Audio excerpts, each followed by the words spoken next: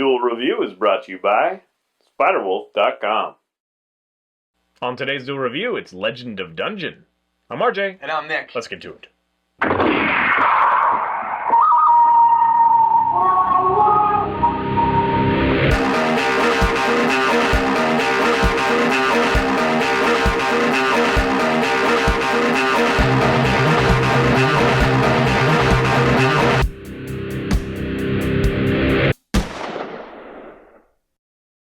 Hey guys, welcome to Tuesday the 28th of May. We are doing Legend of Dungeon. That's right. Our friend Theron, shout out to him, thank you very much. He let us know about Legend of Dungeon, which he is supporting on Kickstarter. It's made by a company called Robot Loves Kitty, and I don't know if this is their first one or not, but it's still in progress. They're still fine-tuning it. In fact, if you can get a hold of it, which there is a demo available online if you go check out their website, you can download it and leave them feedback. And there are a few things that hopefully they will, consider from us, humble folks. But it is a very fun game, and it's a fun idea. It's really kind of a simple thing, but it's done in such a way that it harkens back to the games of old, where it's a little bit difficult. It's a randomly generated situation as well, and then all the power-ups and whatnot that you're looking for, like potions and whatnot, they will change randomly. So you always have to, you're always kept on your toes, and you're not sure what, and it makes it really difficult, which is a lot of fun. It adds a lot of replay value. But yeah, perhaps too difficult. We'll get to that. So the game is literally a dungeon explorer.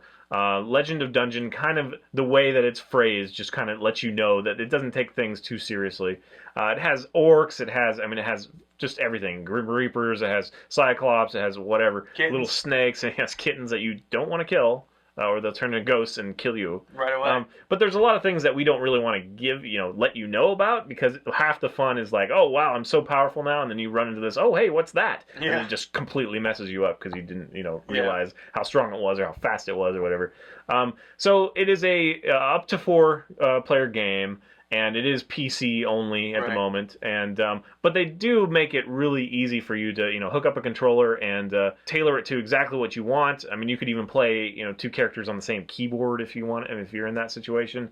But it is very fluid. It's very easy to pick up, and it's got this great kind of 8-bit quality to it, but it has this great also lighting and texture. So it's really kind of this neat combination. It really harkens back again to the limitations of the systems of yesteryear. Right. But it updates in such a way that it's beautiful. It's really beautiful. It's fun to watch. It's like a modern day Atari game. It's just wonderful to play. Yeah, and you can also, it's not very big. Also, the file I think is 300 megs or so. So they've really been able to fine-tune this and get it down to a small file size. Again, there's so many different weapons that you can pick up, and hats. Hats are probably the funniest things, because there's birthday cake hats, and there's a steampunk one that actually has smoke coming out of the stack and all this stuff. Yeah. And a cat hat and a bunny Beehive. ears and beehive. Yeah, it just goes on and on. They just really had fun with that fedora, kind of thing. You can eventually get shields and stuff like that. I mean, there's just a whole bunch of stuff that you can get. Cleavers and axes and spears and projectile weapons, even like guns. One of the last things that he found right before I died was a Chicago typewriter, or Thompson machine gun kind of thing. And then there's also these tomes, these spell books that allow you to conjure things onto the field, or perhaps bring up vines or whatever. I guess we'll stop. Yeah. We don't want to give too much away. Yeah, because it's fun to explore. And again, it's all randomly generated, so you never know what you're going to get. And sometimes you're like, oh, son of a bitch, I'm already to level 3, which is actually, it sounds like level 3, whatever, but it's really not that, easy to get there sometimes. Right. Especially if you don't have good weapons. So you'll be like, oh crap, we're going to go to level 4 and I have nothing. I just have my regular sword and a few apples. Now, apples are kind of our major point of contention, because apples are the only health in the game other than the random potions. And again, the potions are randomly changed. So the sickly green one might actually be health, and then the blood red one might actually be, vomit or something. Yeah. So you never know what's going to heal the next time you start from the tavern, which is right above all the dungeons, the next time you start there and go back down, it all changes. Yeah, the name of the potions and what they do completely changes. Yeah, and there's even some potions that we still don't know what it is, because there's always this thing that's like, okay, we've gathered a whole bunch of different kinds of potions. Do we try them out now so we know in the future what it's going to be, hoping that we survive long enough to get more? Or do we wait until there's a bunch of enemies and then use it in case one of them, affects a great group of enemies or something? And so more often than not, you'll have the safety of a level you just cleared out or part of the level you just cleared out. So you'll try the different color potions. Don't use them near lava. Yeah, yeah, because they will. Sometimes they'll like push you back and put you into lava. But anyway, so that's always kind of this fun problem. And when you have four people, it gets really chaotic, especially when we had, oh, thank you, Theron, who would go ahead and like force us to go to, higher levels over and over Yeah, again. he just like, runs through the levels like, oh, there's the exit, let's go. And when you die, you become a ghost. And then every kill that the surviving members make will leave this white pellet. And when you collect enough white pellets, you'll come back alive. Now, this and the apples thing, which I haven't really explained yet, is our major point of contention. When you come back alive, and you finally are, you hang out enough, and you can affect the enemies, you can slow them down in ghost form and whatnot, but other than that, you're pretty much just following your dudes around, the living guys around.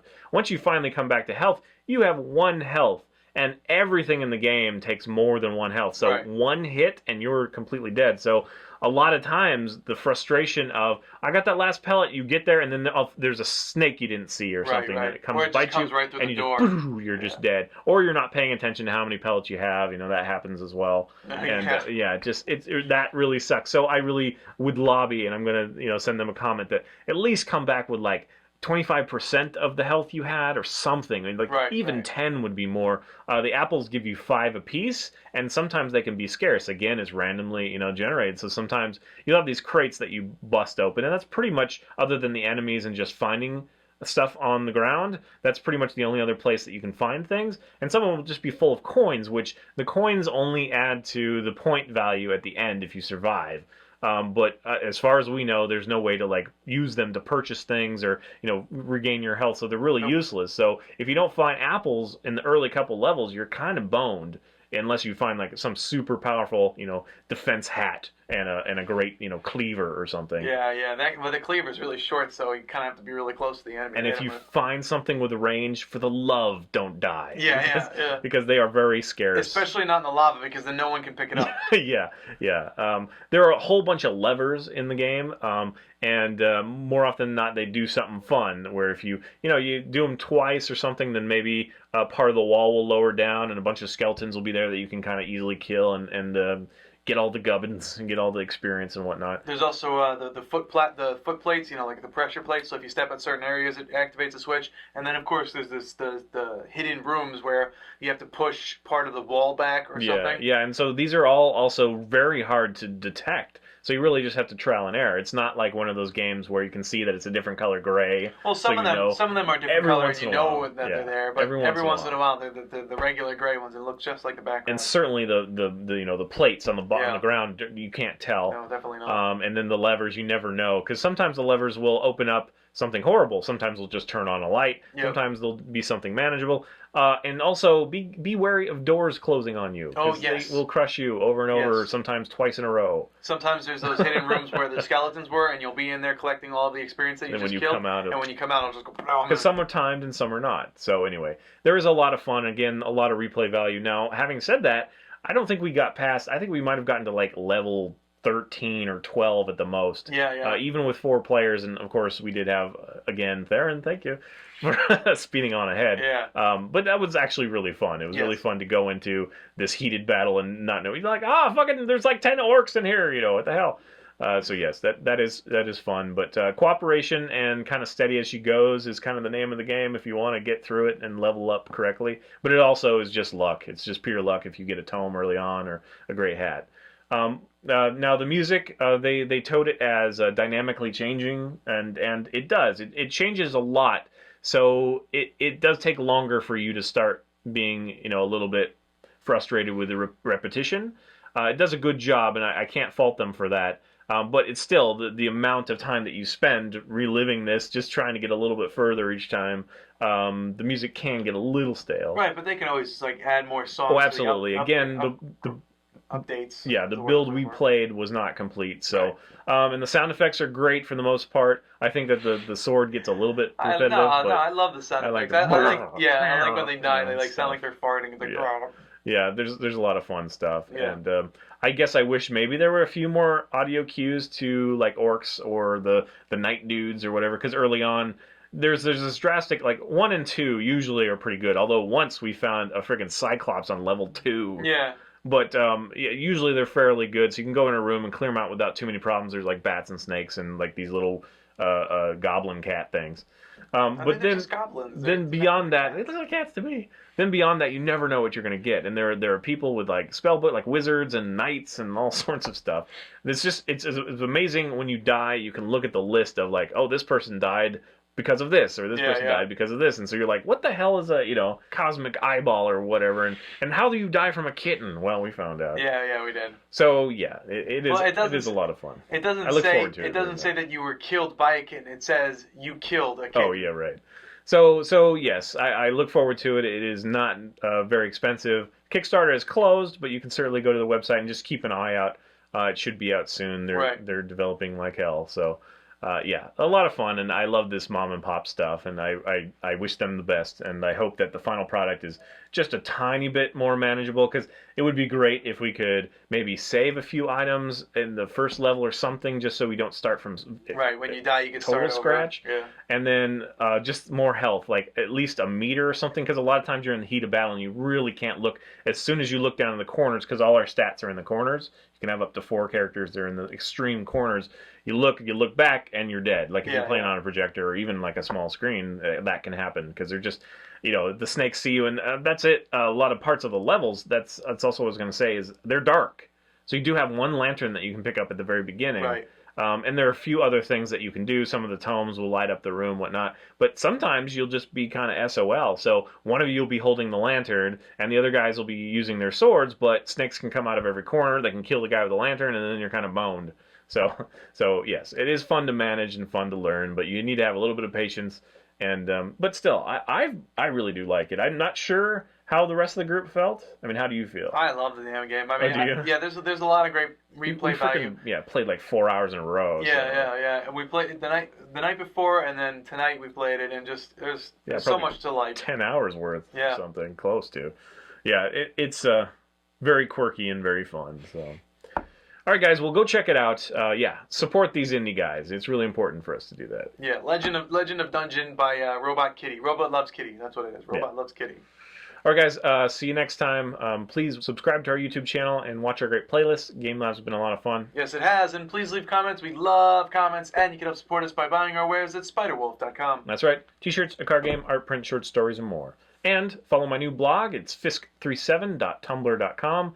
I am blogging as some of my characters and releasing updates of my card game. The enhanced version will be getting a Kickstarter in June, so I'm kind of releasing all that fun stuff for you guys to check out. Please take a look. If you like it, share it, support us that way. I appreciate it. Thank you. See you later. Oh, dude. Good job. It's about time, man. Coming up next, it's Elementary. Tired. I've been playing Legend of Dungeon all day. Legend of Dungeon. With this one over here. Push me into zombies and shit. Yeah, the feeling was mutual. Hey, guys. Archie! You can do it that way if you want. Hey, guys. Welcome to Tuesday the 28th. I can't do that. That's... Hey, guys. Hey, guys. Oh. That one looked like you were smelling your armpit. Actually, I'm wearing deodorant, so it kind of smelled good. I was being something. Hey guys, welcome to Tuesday the 28th of... What month is it? May? It's still May. Yep.